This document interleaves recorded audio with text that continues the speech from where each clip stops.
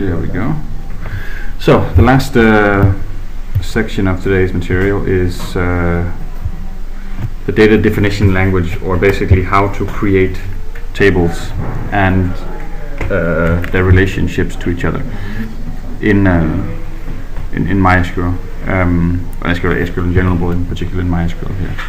So you probably had a look at the file we had. Let's find it here. The file that we had last time, where we imported all the data, all the tasks and all the users and all that stuff. So what you see here is basically the language or the way that you create tables in MySQL. Can we close the door? Yeah.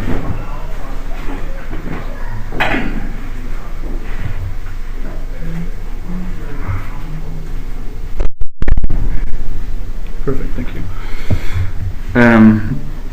So there are lots of different. Let's just start from the basics. So you create a table with some sort of name you want to give it, and then you specify all the columns you want to have and their properties. So for example, in this case we have a unique ID for a user that is an integer that is max 10 numbers long.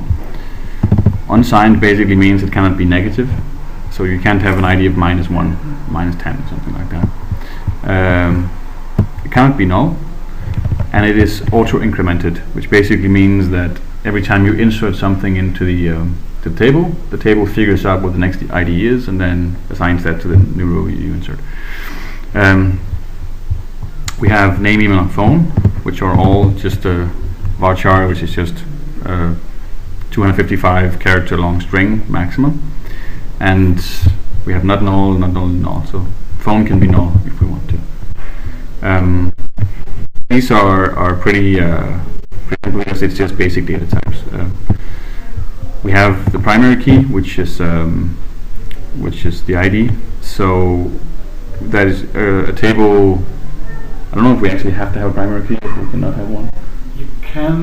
You can have a table without a primary key, but it's not a good idea. Yeah.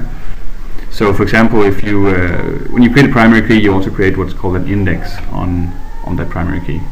We can come back to that a little later. But all the stuff down here is not so important. It basically means the storage engine that is being used by MySQL. MySQL has some different storage engines. So if we just list them, we have 5, 7, right? I think. Yeah. So we have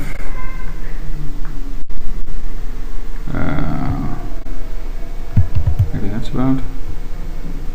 Isn't there a list of them? Yeah, there is. So there's MyESAM, memory, CSV, archive, black. There's a lot of different ones. You're probably going to be using InnoDB, which is the one that we have over here. Or there we go.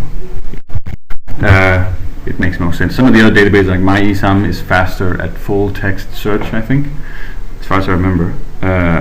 But most of the cases you'll be using InnoDB. You can use memory, which means that the tables only exist in memory, and as soon as the database is shut down, they disappear. You can also use black hole, which just means that this disappears whenever you do something. So it was just a black hole. Nothing comes out of it, basically. The default character set is the same as we talked about last time with the UTF-8 MB4. It's just if you don't specify anything for these string types, name, email, and phone, it's going to be UTF-8 MB4, and the collation as well, which is the ordering, or the way that stuff is ordered when you fetch it out again. So we're using UTF-8 MB4 Unicode case insensitive. So you could probably also do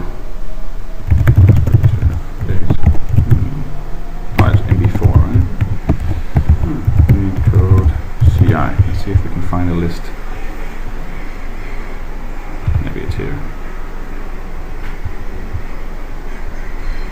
Isn't there a full list? Yeah. So there are a lot of different types of collation. So depending on the language you're serving to and stuff like that. But most of the time, this is fine. It's the most general. I think. Yeah, it's the most generic one that you can use for stuff like that. This is basically the same type of table. Then we come to something more interesting, which is we have the task table where we have the same type of columns. So you can look up all the different types of columns that we have. So I just used Google because you find the MySQL manual, and there are a ton of different types of columns.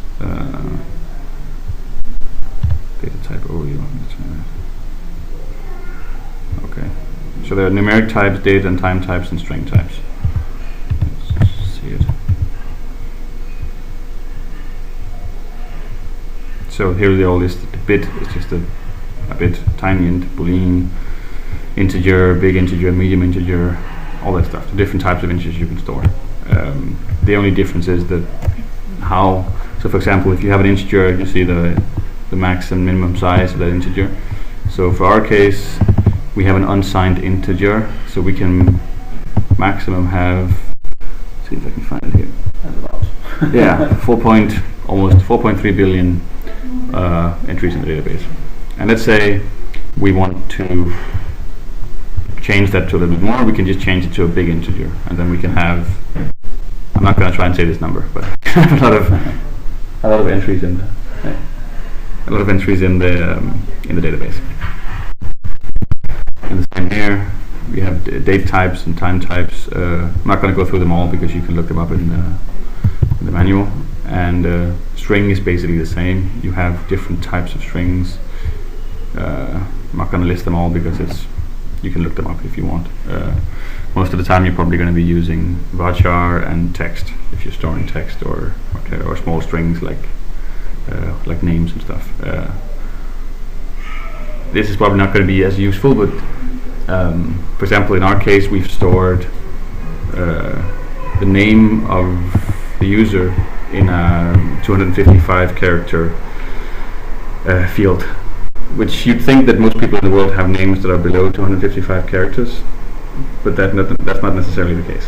I had a client where they're doing an invoice system, and they were writing an invoice to, I think he was a Saudi prince or something. He was something like that. So he got a PDF invoice with, it was only like 50 or 100 characters wide.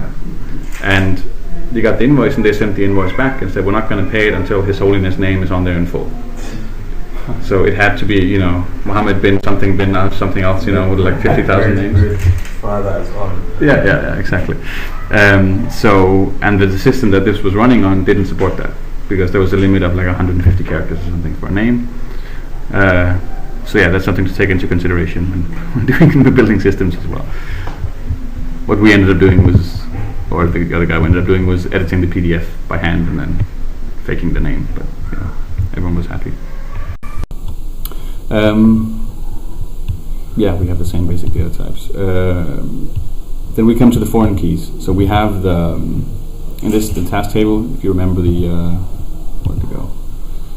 If you remember the ER diagram, if I can find it here. Here we go. So the task table is the one that owns the relationship. So we have specified status ID and user ID as columns, but we haven't specified. So if we look away from the left, from 26 and downwards, 27 downwards, we've just specified two columns that have into 10 unsigned and not null and null. So we haven't specified anything. Here we specify that these two columns has to point to a task and a user. And you do that by using this what do you call it, constraint.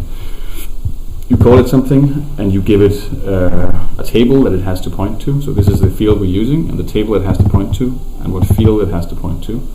And then what happens if the relationship, if something is deleted in the status table. So in this case we want to delete stuff. Before. Yeah, exactly, yeah. We did before. And the same with the user down here. The only difference between these two is that status ID cannot be null, but user can be null. So user IDs can have a null, but status ID can't, because we can have a task that's not assigned to anyone. Following, when we pass the primary key from the master table to the child table, then we use the foreign key. Yeah. If we want to access the master table in the child table. Yeah, so you use the foreign key to jump between tables, basically, to join them or whatever you're doing. If we don't use the foreign key, we cannot access the master table. You can access it, but you don't know what you're looking at. Okay. Yeah. So if you have in the task table, for example, then you have a user ID 10 or whatever. You use that to find whoever user 10 is. Yeah. But you can also just look at the user table in isolation. But if you're not matching anything, then you don't know what you're matching on, basically, like we did with the spreadsheet before. Yeah. And yeah, so one other thing, so if you're using foreign keys, they have to be the exact same data type as the one they're pointing to. So this, for example, is the status, let's take the user ID 10 unsigned. So let's say that instead of saying user ID 10, we said user ID 5, or integer 5. Then it would fail when we create the table, because we're trying to create a foreign key that doesn't match the thing it's pointing to. So they have to be the exact same data type and length and stuff as well.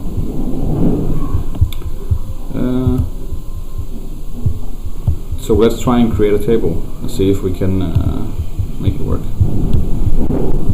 Let's just create a new database for this stuff, so we don't.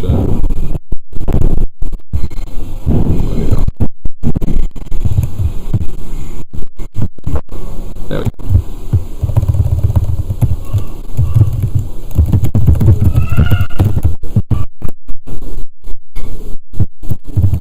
Cool. So let's create a database. Any idea what we should create? What do we want to? Class and students, something like that? Yeah, we can do that. So let's say student. I actually can't remember the syntax, if I have to be honest. Oh yeah, okay. We have to have a. There we go. Okay. Maybe we should mention that those special quotes you see on the student and also in the file we just looked at, it's something that MySQL usually puts in if you export a definition. You don't necessarily have to use them, but no, it's mostly if you have a field name that is using a reserved word or something, then it's nice to have it. So if you had a column that was called date time, then you would use that. You don't have to. I could still just call it like this if I wanted to. But if I wanted to call this table for table, for example, then it's gonna fuck up unless I do this. This is gonna work, but the other thing is not. So let's just call the student, and we say name. Or let's call it integer first. So we need a primary key.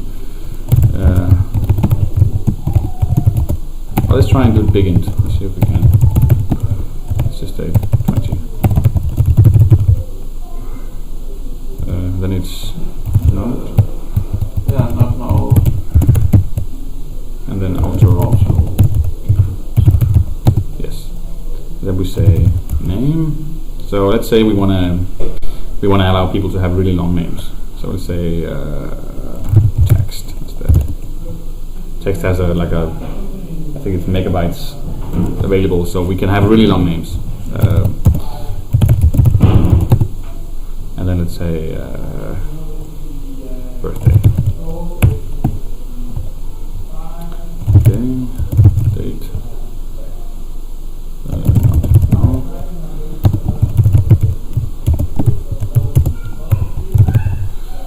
So this would probably work by now if I'm running. Yeah. So we don't have any constraints in this table. It's making a lot of noise. Let's see if this works. Yep. Looks like it works. Now we have a student table. We have all the different, the 3 different columns we needed, and we can start inserting data into it. use big It's just instead of int? It's just to show that you can do it. You could just integers. Well, the only limitation with integer is that you can have 4.3 billion rows in the table. So if you want to have more than that, then you have to use another thing. We're not going to put more than 3.3 billion, but use integer. Integer is fine.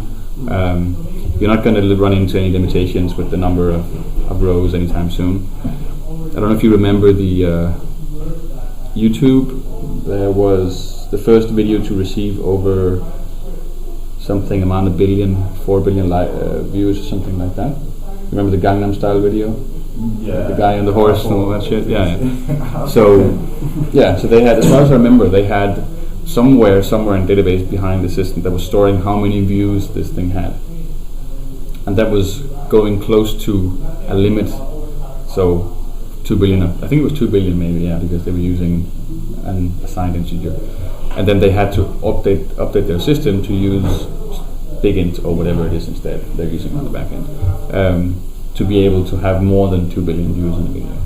So, if you're building a web app, if you have 2 billion users, then you probably have the money to buy someone to. In that case, like a database has the MySQL has some more limitation that we can store how much data inside. Yeah. So, for example, if you know, let's say you're storing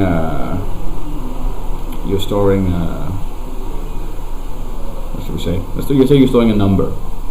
So you're storing people's age in a number or something like that, right?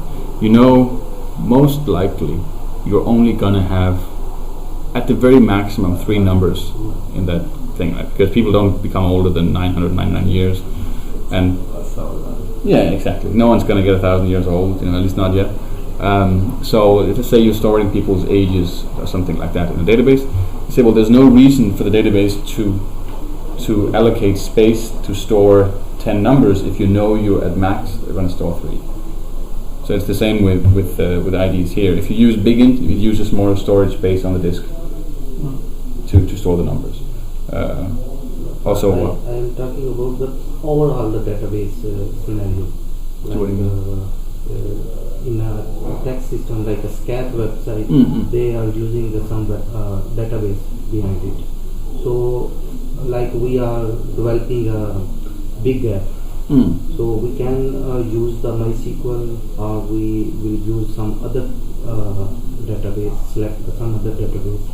I guess SCAD are using something else. I don't really know what they're using, but they're using some sort of database in the background. I don't know what they're using, but you can use MySQL for a lot of things.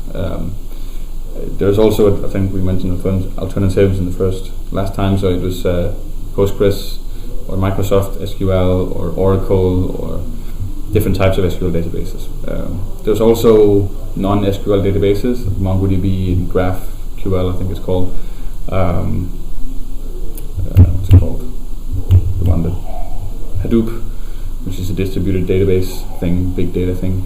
So there's a lot of different things. I think I was saying, is MySQL big enough? Is it big enough to handle big projects? Yeah, it is. Yeah, So 1 that's million, 2 million. That's That's no problem. No problem. Yeah. You can have billions of rows. Yeah. Usually, when you get to that size, you have multiple servers, and it's a more complicated setup. But yes. Yeah, you can have a lot of traffic on a MySQL database because, as you said, what you can do, like most of the time, you will start your app out with being like, okay, now we're using one database server, and it's running, and then suddenly you have so many users that it starts to become slow. Then what you do is you just put more memory and more CPU power in the database server until you hit a limit, and then okay, now we cannot put more than 500 gigabytes of memory, whatever it is, in a machine. Okay, let's just buy one more machine, and then we store every second user on this machine and every second user on this machine, and then you get one more, and then every third user on this machine, and this machine, stuff like that. So if you ever hit that, that ceiling of performance, then you probably have so many clients and customers that you have the money to start buying more computers and scaling horizontally. Yeah, hopefully, yeah. Otherwise, you're running a free service that that maybe you are bankrupting yourself to run. So it's let's say we wanted to add a book table that we can assign a book to a student. So math or whatever it is. Then we need to have a foreign key, right? So let's just draw a table student again. Let's just set this int 10 so we don't confuse ourselves. So then we'll say create table book. And then we'll say ID int 10 assigned not null to 1. And we'll have a book title.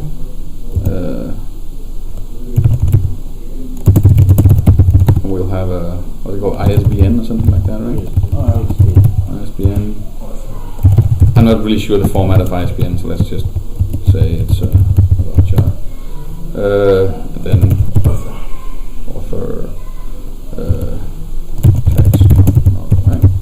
I'd say we want to find out what student is this book assigned to. So we have to have a student ID. And that has to be foreign key. Yeah. So what data type would it have to be here?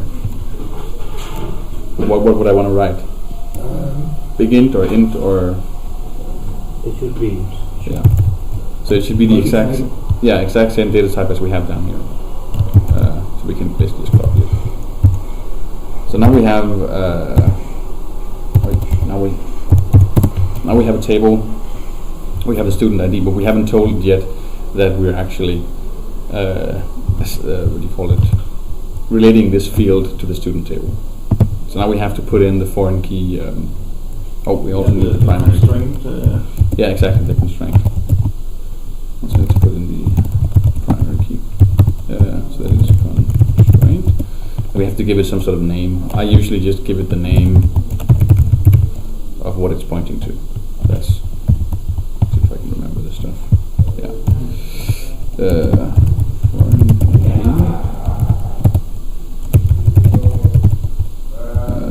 References, right? Yeah. I just have to zoom out a little bit. I hope you can still see if I zoom out.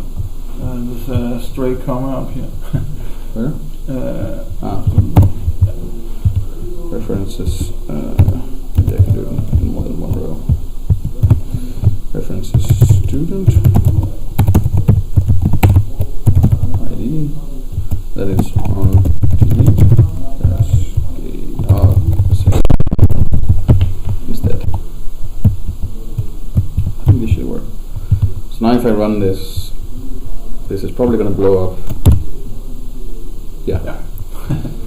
So see, the thing is that we're creating the book table before we're creating the student table. So the student table doesn't exist yet, so we're trying to point the book table to the student table, but it doesn't exist yet because it creates it from line 1, 2, 3 and downwards. So if we... Yeah, exactly. It's the same kind of thing. So we have status tasking.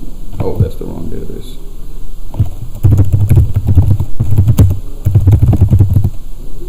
There we go. So let's move this to the bottom instead. Let's try and run it.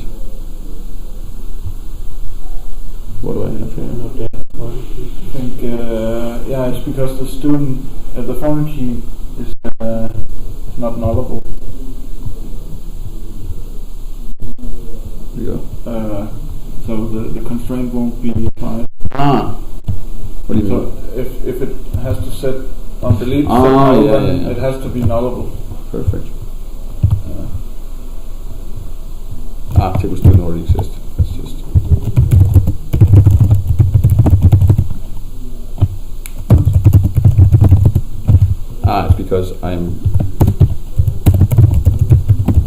it's because I wasn't using the right database. There we go.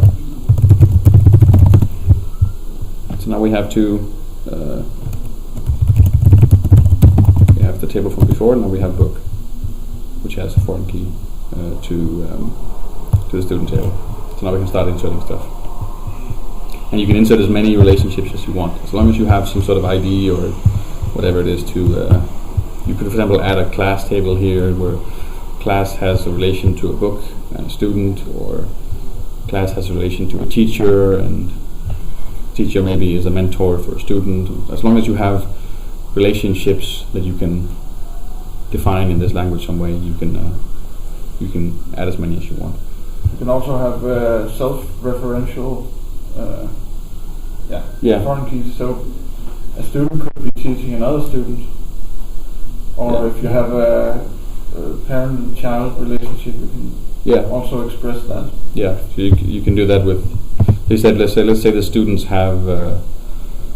They have a body. Yeah, body. Let's say. It's just that's how we go body ID. Int 10. That can be null, right? Yeah. Oh, sorry. There we go. So then we can add a foreign key to the same table that we are in. So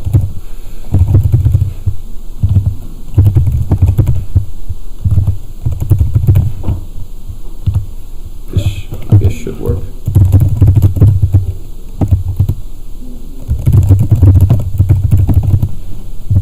Let's try it. What do you mean by unassigned? Unsigned. It's just it means that the number cannot be negative. So the lowest is 0. Yeah. It's because we know that the IDs we insert are not going to be -1 and -2 and -3. So they're going to be 1, 2, 3, 4, 5, whatever. So yeah, that's just the basic. You saw on the data type stuff before. So if you can find it here, integer. Yeah, there it is. So if you look, if you can see this. Well, there it goes. So basically it says if it is unsigned, the maximum value, or it goes from 0 to 4.3 billion. If it's signed, it goes from -2 billion to plus 2.1 billion to plus 2.1 billion. It's the same amount of numbers, but we already know that we're not going to have negative IDs, so we might as well make it unsigned. So we go from 0 to 4.3 billion, or whatever it is. If you wanted to store like an account balance or something, you might need to have negative numbers. So that's it depends on the use. Yeah. In that case, if we put the unsigned, like on the front end, when user try to put in the negative number, the database will not accept this number. Yeah. Yeah. So you probably do that. Try it with.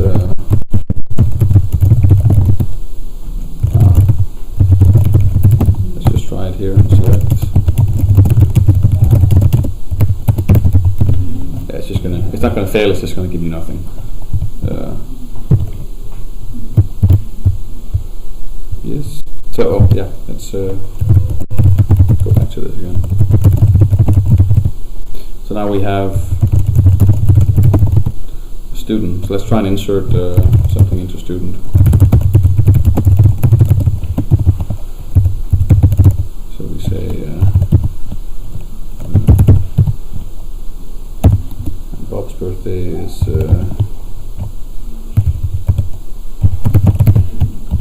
1st of January 1990, and he has no body.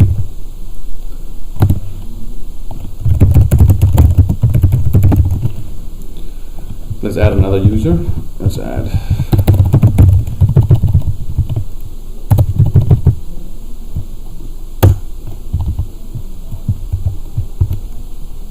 so now we have 2 users, so we can actually update set.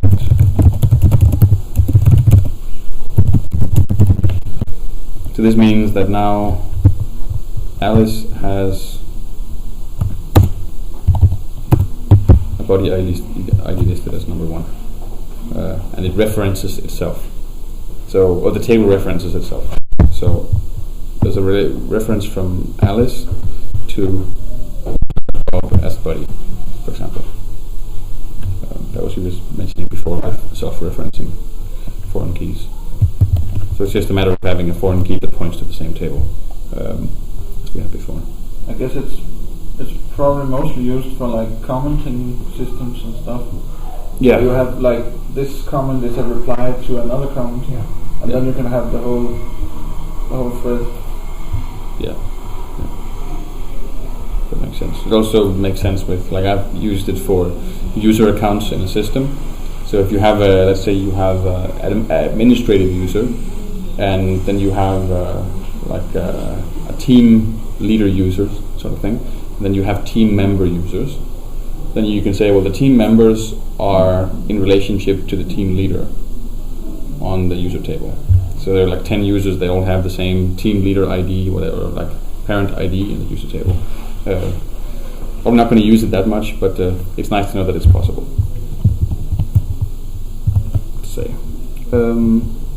Yeah, and altering tables is as simple as what is it? Is it alter table? I think it's also. Let's say show tables first, so I can remember. Say we wanted to add a phone number to the student table, so it's alter table student. Then it's add column. Something like this, but I can't remember. Yeah, I think it is. Yeah, and the same type information. It adds a new column. Yeah. So now we have a phone number column to use the student table. You can also remove columns. You can do whatever you want. You can add foreign keys. You can whatever you can imagine. It's. Yeah, if you have something already in production, let's say we have people in this system already, and we don't want to delete the database and recreate it. We just update it. So normally in production, is that the developer responsibility to design this database? It depends on the company. Somewhere, if it's a small company, most likely, if you're working on something that's already in production, then there's a database somewhere, and then if you have to add a new feature, let's say that this is a student database and there was never a phone number in here, well, then you have to add the phone number, and you have to make the front end stuff to make them insert the phone number and save it and update it and validate it and all that stuff.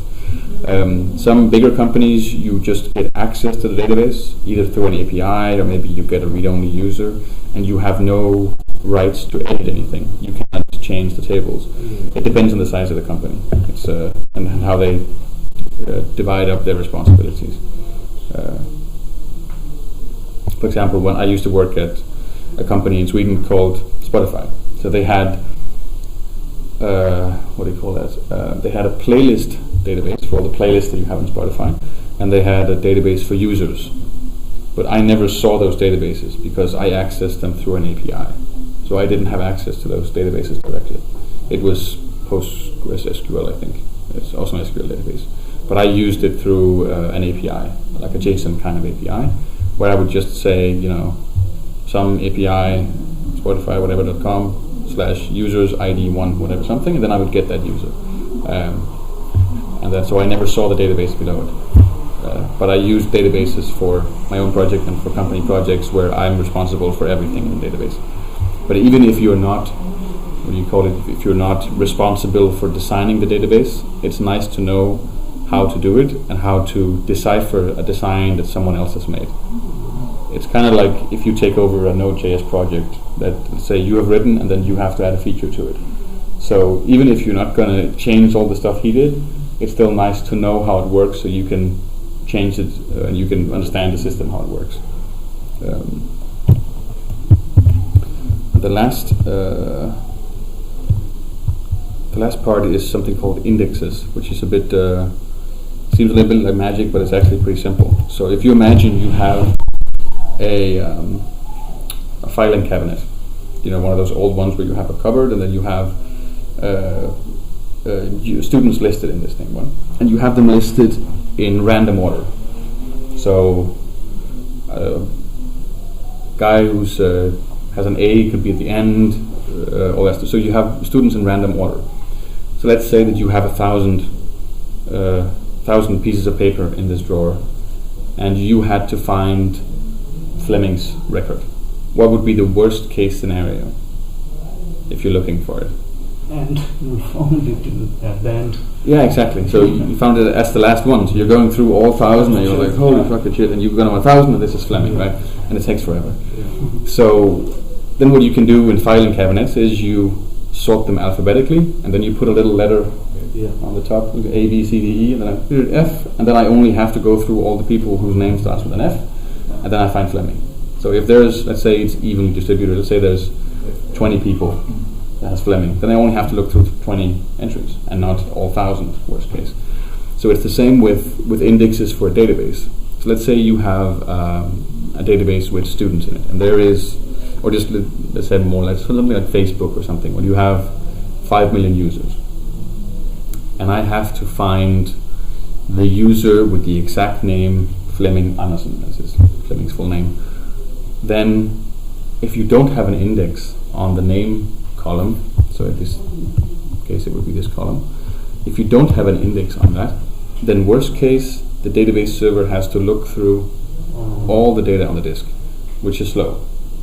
So what you can do instead is you add an index on it, and then it does not have to go through all of them, because it has kind of like the same thing with the little index cards with the A, B, C, D on it. So it knows where to look already before it has to go through them all.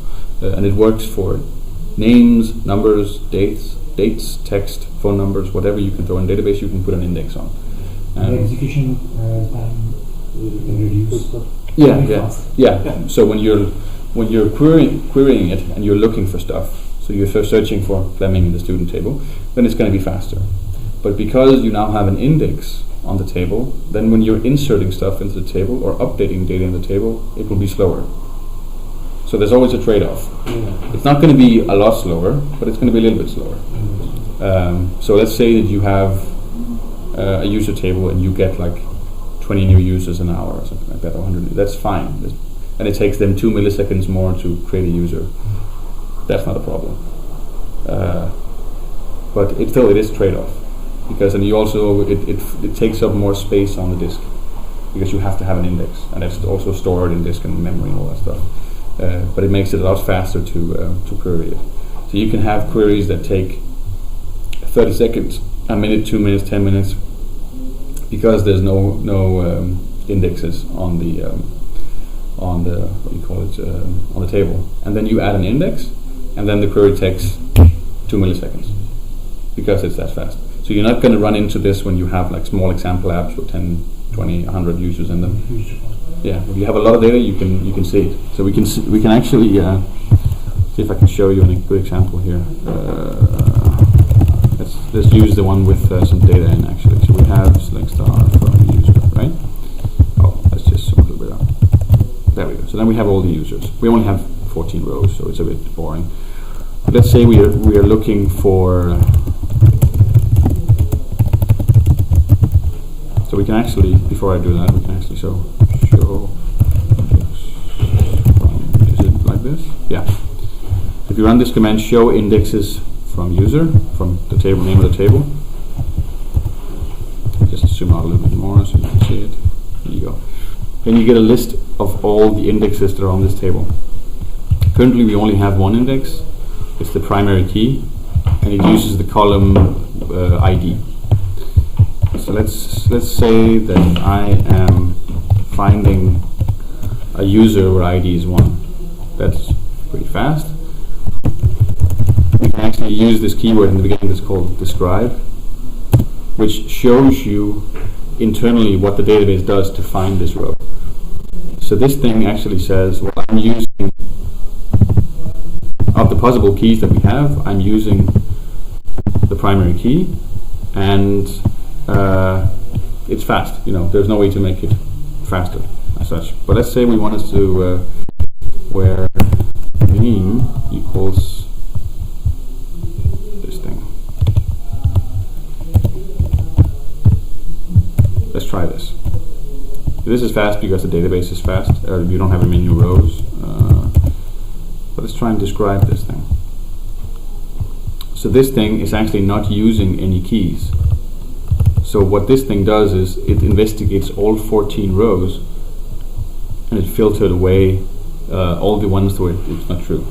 So what we saw before was that we were only looking at one row, so we didn't have to consider all 14 rows. But here, because we don't have an index on the name, we have to look through 14 rows. Slow. Yeah, it's slower.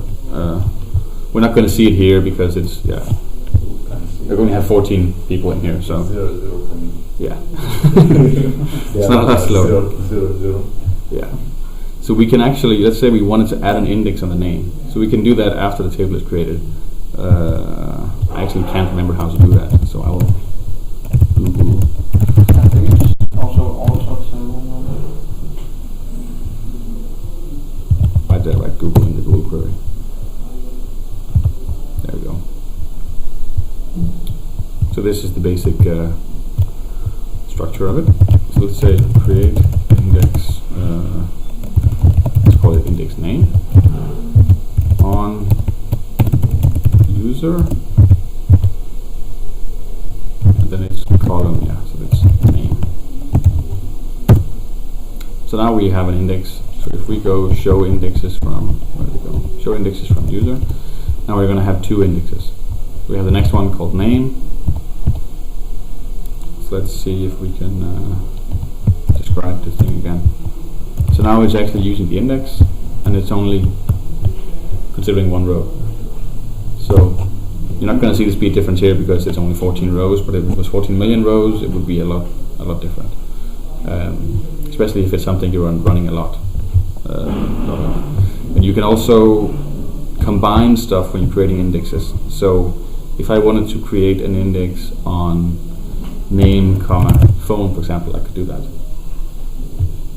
So that would be another. You can create as many columns as you want in the index. This is just going to make it faster to find people with a query where you specify both the name and the phone. So you can add as many columns as you want on your indexes. I don't know if we're missing anything. Yeah, this was the one I talked about names. This article, Falsehood Programmers Believe About Names, is really, really good to read. So there's a lot of different, statements about names that are not true at all for all people. And it's, I don't know if you've ever, so people, at least in Denmark, we have last names, right? So can you have the same last name more than once? Does that make sense? The same last name. More than once. So my last name is Clemenson, right?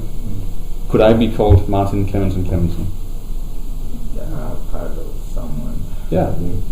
Like in Denmark, I'd never seen this, but I have had Spanish colleagues where this is the norm. So I had a Spanish colleague whose parents had the same last name. So like in Denmark you have Hansen or whatever, and his parents I think were Perez. They were both called Perez, just from different families. So when they got married and they had a kid, the kid's last name was not Perez, it was Perez, because they were not supposed to throw away either the mother's or the father's last name. So now he has the same last name twice. So I'd never seen that before, but apparently it's normal in some places. And yeah, either stuff like just assuming that people have a last name, they don't always. Assuming that people have a name that can be spelled out with A, B, C, D, no, that's not necessarily the case. And sometimes people's names, they change. Not just because they get married, also just because they become older. There's a lot of different things about names and different cultures that I don't know anything about, but it's nice to take into consideration if you're making systems like, let's say you were building the next Facebook, right? And suddenly, when you're signing up, you're supposed to write in your last name. Well, then you're basically excluding entire countries because people don't have last names. It's a really good article. Yeah, it's really good to read. I've seen this escaping. I don't remember. Escape? Oh, that's the. What do you call? Yeah, the things we did with the question mark. Yeah. So this was the. So the one that you could so with the question mark. Yeah. So we did the question mark earlier in Node.js. We have Maybe I have it somewhere here. Yeah, there we go. There it is. So, update phone, use the phone, something. So it's just, you can do it manually as well, escaping the phone numbers. Like if you look at a little bit above here. So then you can use the connection.escape instead, and then you make a normal string concatenation. I like this a lot better because it's very obvious what it is you're doing. It's very obvious that you have placeholders in place for the different parameters, and then you're giving them as an array to the function afterwards. Generally better to avoid putting strings together when you're making a query. Yeah. Sometimes you can't really avoid. If it's like a dynamic query, but yeah. Use the question marks if you can. Yeah. This is these might be the wrong links. I'm not sure, but yeah, I will make sure to upload the videos. I don't think we have that much else, so we can do some. Do you have any questions before we continue with something else? We can just do 5-10 minutes on left and the right join. So yeah, we can do that. It's I suppose that maybe exploring in this lesson, but it's in the first class. Yeah, let's do that. Let's we can find. I think we have a photo in here somewhere. There it is. That's a PDF. Let's find it. See if I can. So the one we've been using a lot is this one, inner join, which is basically when there's a match in both tables, we include the results. So in this case, it could be select star or select, say,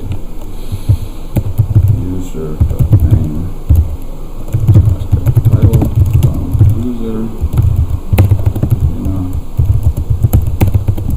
join task, right? So this would be an example of an inner join, because all the tasks that have I think that might be on user. Yeah, there we go. So the tasks that have no user assigned to them are not being shown, because we're only showing the results where there's a match in both tables. So you could do something where you used a left join, which is you will have all the entries from table 1, and then appended to them you'll have columns from table 2 where there is a match, and if there's no match you will just have null values. So if we do that with let's try it with from task to user, I think that's the best. So that's task.title, task. Or user.name from task. Actually, let's do this in MySQL Studio so it's easy to read. Do that here instead.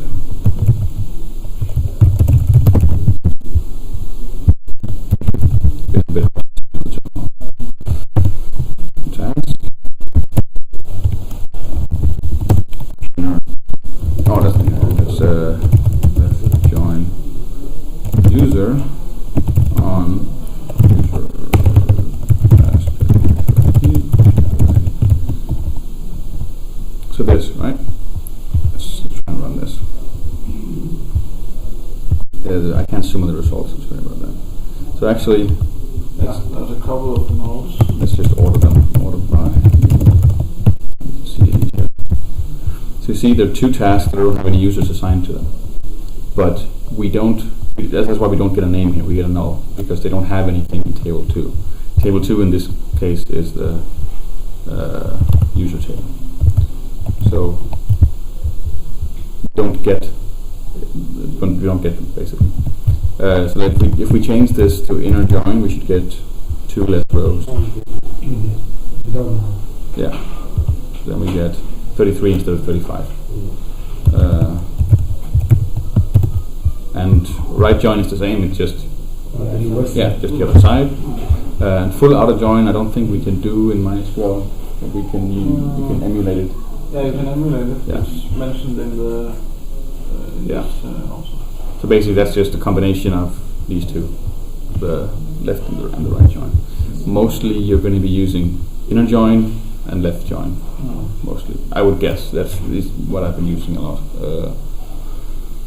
Union, not going to use that much. I don't think we've actually covered union, so we can maybe. Yeah, I think you actually emulate the full outer join with the union. Yeah, I don't think we've covered union, have we?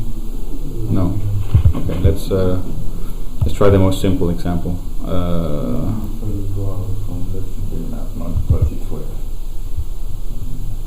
Okay, we can try it. So we know the inner join already, right? Yeah. That's the one we've been using all along. So we get the results here. We get 33 rows, and we get the title of a task, and we get the name of the user it's assigned to. So we have all 33 tasks. We have all the names of the users. And if we change that to a left join, we will suddenly get 2 more rows. So we'll get these 2. But that's because these 2 are not assigned to anyone. So that's if we do, they don't have a user they're assigned to. So if I say select star from task where is null, it will find us just say task title. So what I'm doing here is I'm finding all the tasks that don't have a user ID assigned to them. So they're not assigned to anyone. And it's these 2, buy a new phone and learn about NoSQL databases. So it's these 2. So when you're doing a left join, you're taking all the entries from the task table. In this case, that is table 1, like here. And then you're joining them with table 2, which is the user table. But if there is no match in table 2, we still get the data from table 1. So that's why you get a null here. So you just get I guess this is the best way of describing it.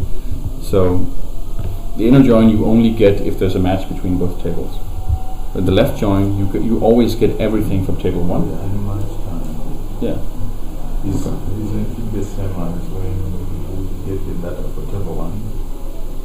Yeah. The only difference is here we also have the data from table 2 if you want to use it. So that's it. You just get the table when you left join or right join.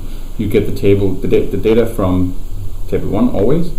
The data from table 1 or table 2 always, and then you optionally get the data from table 2 if there is a match on the form keys.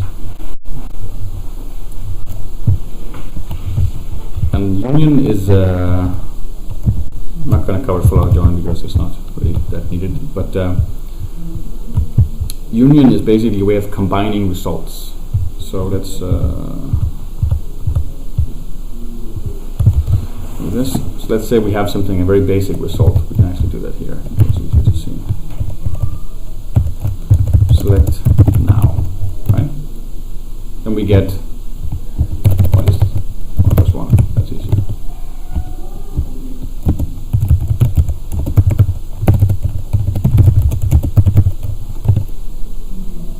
So all it does is it combines 2 result sets.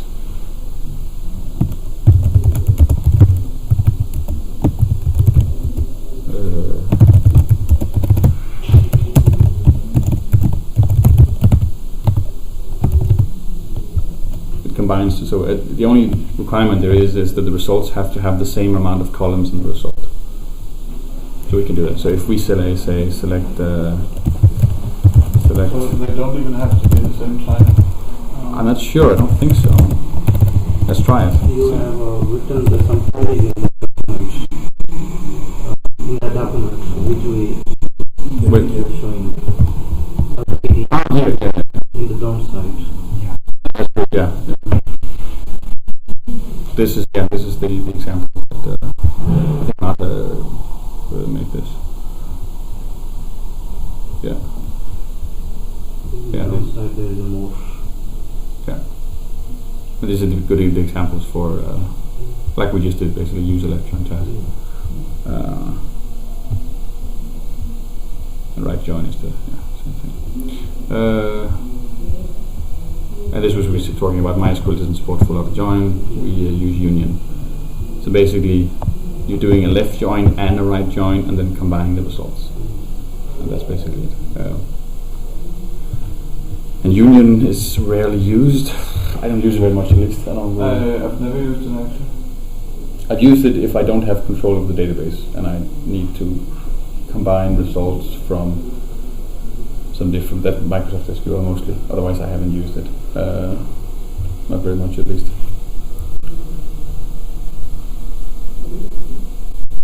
Yeah. Actually, this is a really good example when you have the overview of all the join types. What?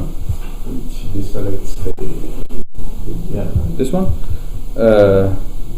It's just there's some extra where clauses that says they have to be null.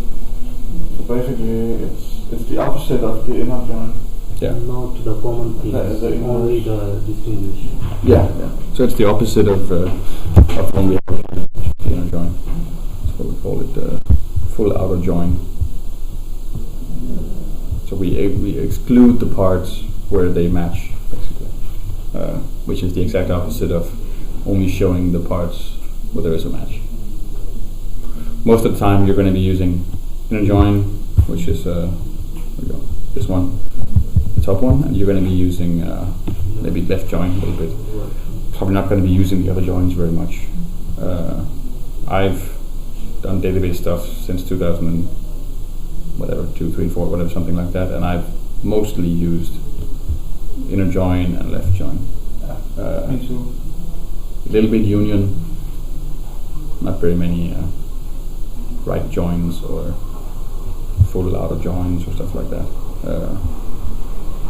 It's nice to know that they're there, so you can look them up and use them. But so we're supposed to stop 5 minutes before today because we're going to go take a group photo. But we can. If there's no more questions, we can probably figure out something to do. We could try to design a.